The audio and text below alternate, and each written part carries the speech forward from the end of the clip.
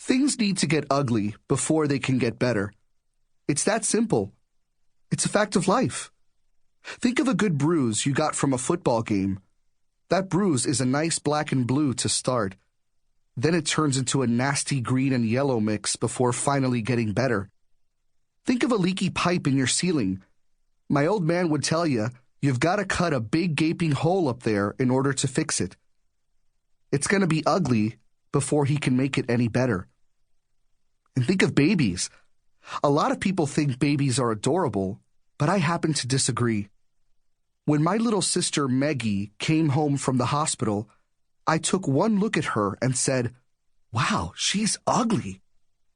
She was all round and pudgy like a snowman, with a floppy and misshapen head. "Niño, don't say that," Mom scolded. "Well, she is," I mumbled. Her dented head reminded me of someone who had just taken his football helmet off. The good news is, after a while, things straighten out and we don't look so bad. Usually. That's not the case for everyone, though. There were definitely a few kids in school that hadn't happened for yet, and might never. Like Trevor and Mark, and definitely like Scott Mason. That boy was a mess. He might have been one of the smartest kids in the whole darn school, but that didn't keep him from showing up every day with his shoes untied, his backpack half-zipped, and scarecrow hair. He would have looked better behind a face mask. Maggie, on the other hand, wasn't all that ugly anymore, but I didn't dare tell her that.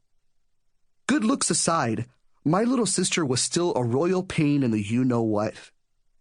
Dad liked to say she was fortunate to have his good looks, but I think he meant Mom's. My old man said lots of things, and I made sure most of them went in one ear and out the other. He didn't know what he was talking about half the time, but that truth about things needing to get ugly before getting better, I got that from him. Except that bruise and leaky pipe and baby stuff is simple compared to the kind of ugly that went down this year. Randy. I've been doing gymnastics since I was 5. I've got a natural talent and body for it, but to be great, it takes more than that. It takes lots of hard work and commitment. So when I turned 7, Jane had me join the traveling team, and I began practicing 5 days a week, and it was fun. By the time 6th grade rolled around, I was practicing 6 days a week. My sessions went for 3 hours, sometimes longer. Every so often, I missed a Friday in school because that's when Jane and I were putting on the miles to get to the next meet.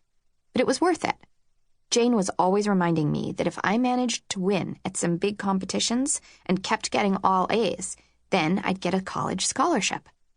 This year, Jane had me scheduled for a few smaller warm-up meets in preparation for my big run at the end of the season. First, the state championships, and then regionals. The top gymnasts in the state qualify for regionals. I made it last year, but didn't do much at the meet.